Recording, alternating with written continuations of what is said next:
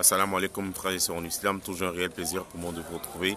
Aujourd'hui mes frères et sœurs en islam, on va s'attarder sur un verset du Coran, la sourate Al-Furqan verset 28, où Allah dit dans le Coran, ici c'est quelqu'un qui se retrouve en enfer, qui s'écrie, il dit, malheur à moi, hélas, si seulement j'avais pas pris un tel pour ami. Vous voyez, la mauvaise compagnie affaiblit la foi, la mauvaise compagnie peut conduire à l'enfer. Mes frères et sœurs en islam, il faut choisir ses amis, il faut savoir choisir avec qui on marche, avec qui on fait route, mes frères et sœurs en islam. Voilà quelqu'un qui s'écrie, parce qu'il se retrouve à l'enfer, et il s'écrie, il dit malheur à moi.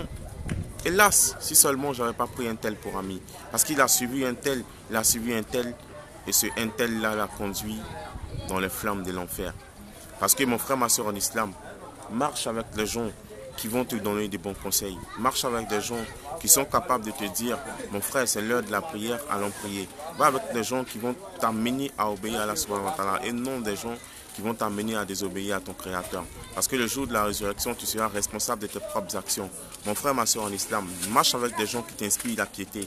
On ne peut pas choisir sa famille, mais ses amis, on peut les choisir sur certains critères, comme la piété. Choisis des amis qui sont pieux. Choisis des amis qui craignent Allah subhanahu wa ta'ala. Un jour, tu peux te réjouir d'être au paradis à cause de ton ami. Parce que ton ami t'a tiré du péché. Parce que ton ami t'a incité à faire la prière. Parce que ton ami t'a incité à faire le jeûne.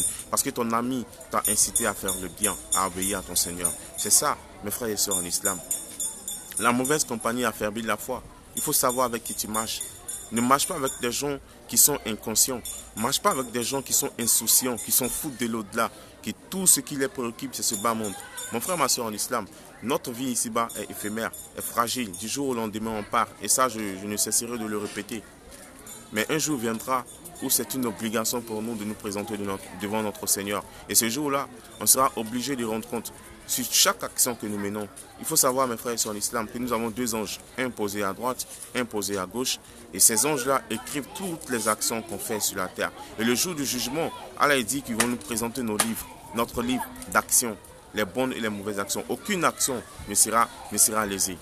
Mes frères et sœurs en islam, faisons très attention à ce que nous faisons. Et surtout, je reviens là-dessus, j'insiste, choisissons nos amis, nos compagnons en fonction de leur foi, en fonction de leur comportement, en fonction de leur piété.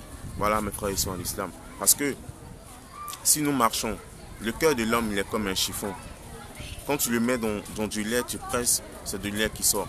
Quand tu mets dans de l'eau, tu presses, c'est de l'eau qui sort. Quand tu mets dans de l'huile, tu presses, c'est de l'huile qui sort. Donc, le cœur de l'homme est comme ça. S'il s'habitue à quelqu'un de bien, il finit par être bien.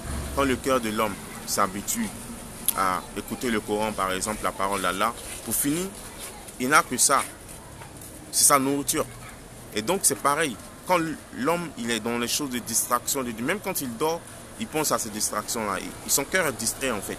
Mais quand tu es tout le temps dans le rappel d'Allah, tout le temps en train d'écouter la parole d'Allah, tout le temps en train de poser des actions qui sont aimées d'Allah, ton cœur finit par appartenir complètement à Allah subhanahu wa ta'ala. Et tout ce qui va venir dans ton cœur qui est détesté d'Allah, tu vas le détester et ton cœur va le repousser.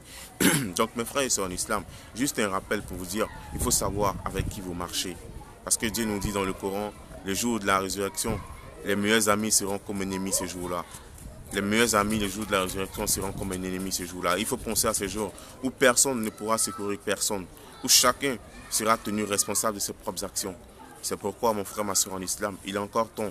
On peut encore se ressaisir, on peut encore changer de comportement, on peut encore choisir des amis qui sont bien, qui ont des valeurs morales, des amis qui peuvent nous tirer vers le haut, des amis qui, à chaque fois qu'on va tomber dans le péché, vont nous aider à nous relever et à nous rendre meilleurs, à devenir meilleurs dans nos comportements.